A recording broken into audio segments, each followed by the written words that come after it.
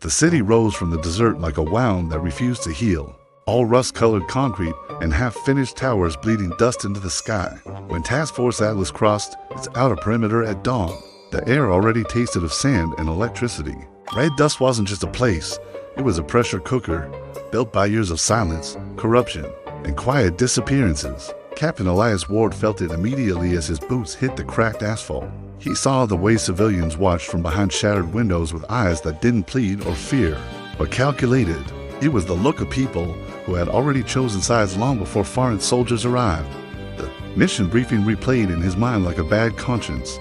Local insurgents armed with stolen, experimental technology.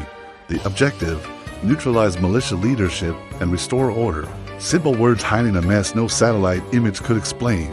These weren't extremists flown in from somewhere else. They were mechanics, teachers, former conscripts, mothers who'd buried sons and learned how to solder circuit boards from black market manuals. The first firefight came fast and wrong. A patrol ambush by drones that flew too low and too smart.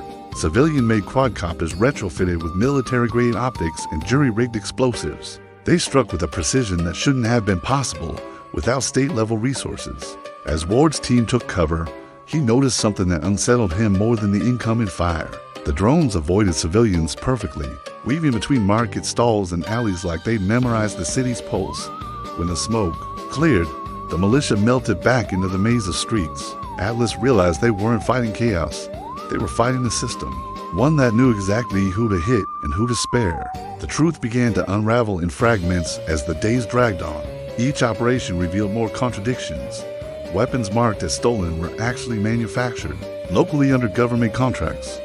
Encrypted communications used frequencies only the regimes. Military should have had access to.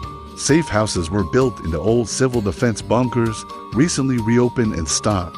Every captured fighter told the same story with different scars.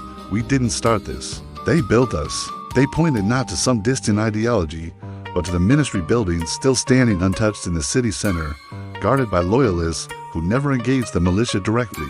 It was as if the chaos outside served a purpose. Ward began to see the pattern, like a picture emerging from static. The regime had needed an enemy, something violent enough to justify emergency laws, mass surveillance, and mass arrests, something they could pretend to fight while secretly feeding it just enough strength to keep the fear alive.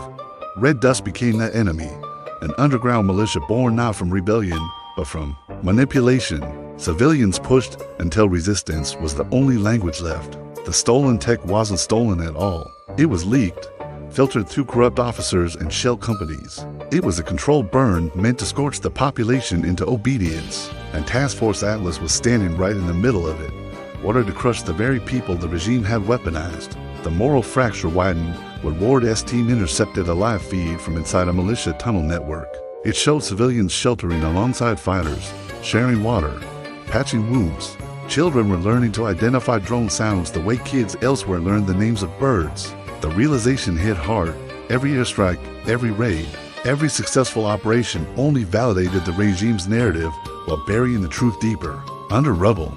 Then, command pressure increased. The directives sharpened. And this, now. Foreign patience is always thinner than local suffering.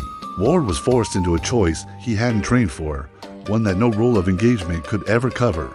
Exposing the truth meant disobeying orders, burning diplomatic bridges, and possibly turning his own task force into targets. But crushing the militia meant becoming the final instrument of a monstrous lie. The breaking point came during an operation codenamed Red Silence. It was a planned decapitation strike on what intelligence claimed was the militia's central command. But when Atlas breached the underground facility beneath an abandoned hospital, they didn't find warlords or foreign agitators. They found a command room run by former civil engineers and medics. The walls were covered in maps marking food routes and evacuation corridors. The servers held evidence of regime transfers, recorded meetings, and payment trails. It was proof so damning it could collapse the government if it was released. In that moment, Ward understood why the regime wanted them dead. This wasn't a rebellion anymore. It was an archive. As regime-aligned forces closed in from the surface, intent on wiping everyone out and blaming Atlas for the bloodshed, Ward made his decision. It was one that would follow him longer than any combat memory. He ordered his team to secure the data instead of the kills, to protect the militia long enough to exfiltrate the truth. The firefight that followed wasn't heroic or clean. It was desperate, corridors filled with red, dust and screams, and overlapping gunfire as alliances blurred and survival overrode doctrine. And then, the data finally uplinked through a stolen satellite window. BROADCASTING evidence across global networks just before the jamming could stop it. The city seemed to hold its breath. Lies can survive bullets, but they can't survive daylight.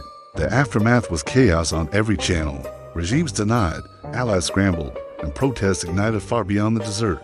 Atlas was branded as traitors by some and heroes by others. But the city didn't care about labels. It cared that the machinery choking it had been exposed, that the fear finally had a face. As Ward watched civilians emerge into the dusty streets, not celebrating but standing quietly, waiting to see if the world would finally listen, he realized the Red Dust Rebellion was never about overthrowing power.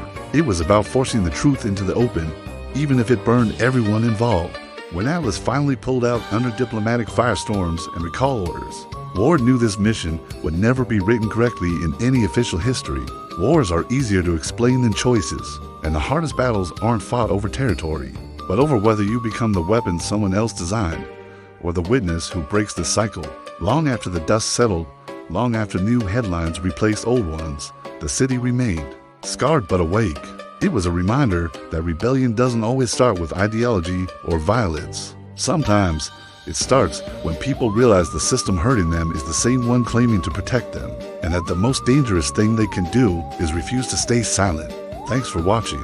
If this story made you think, consider subscribing for more content like this. We'll see you in the next one.